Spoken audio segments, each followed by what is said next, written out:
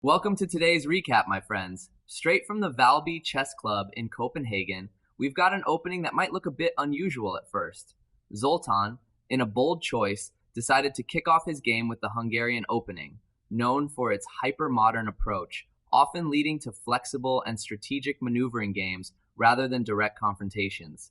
This game quickly emphasizes control of the center from the flanks, setting the stage for an intricate battle, which is typical in this opening.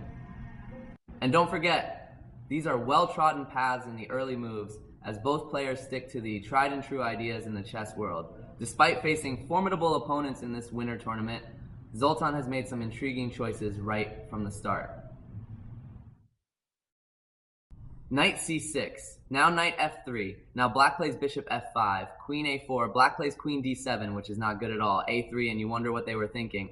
Black plays knight e7, queen b5, knight g6, white snatches the pawn on b7, black plays rook b8, queen a6. Now bishop e7, white plays queen a4, black castles kingside. Now white plays knight h4, black takes the knight on h4, white captures the knight on c6, black plays queen e7, white takes the bishop with the pawn. Snatching the h-pawn with the queen is a comedic fiasco that puts black on the path to ruin. If black is going to gamble with that kind of boldness, it better come with interest.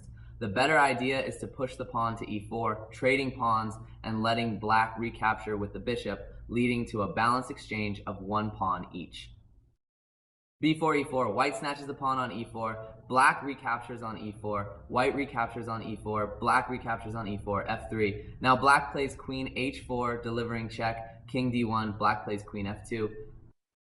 Scooting the rook to that square is a real slip and slide, ignoring a free pawn. White must capture on a7 with the queen, punishing black's sloppy defense. The better idea is exactly that queen grab, bagging a free pawn without giving black any time to regroup. This move is a complete meltdown that hands the initiative right back. The correct idea is to push the pawn all the way forward on the d-file, which applies immediate pressure. By ignoring this thrust, black misses a dynamic chance to shake up the position and steer the game in their favor. Now white takes the pawn on a7, knight e5, white plays knight d2, black plays queen g2, white plays rook e1, d3, which is not good at all. This move is the definition of dropping the ball. White must bring the queen up to that central e-file to scoop up an extra pawn, punishing black's vulnerable structure. By failing to do so, you allow black to keep their material intact and invite unnecessary counterplay. Pawn captures on e2 with check, king c2. This move is pure chaos that backfires spectacularly.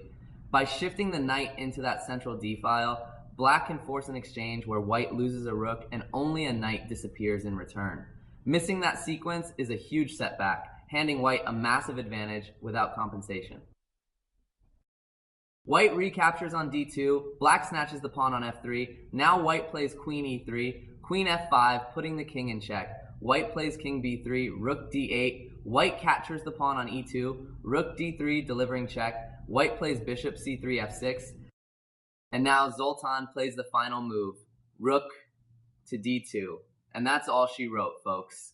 The game is officially in the bag for our friend Zoltan. After a roller coaster of a match filled with blunders, inaccuracies, and missed chances from both sides, it took a straightforward move to seal the victory. It's a fitting end to a winter tournament full of fierce competition for Zoltan at the Valby Chess Club in chilly Copenhagen. Despite struggling against some top-notch players throughout the event, Zoltan proves today why you should never count him out.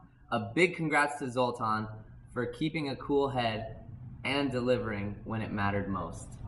Remember, chess fans, always push those pawns, and maybe one day you'll have a game of your own to brag about. Stay sharp and keep your king safe.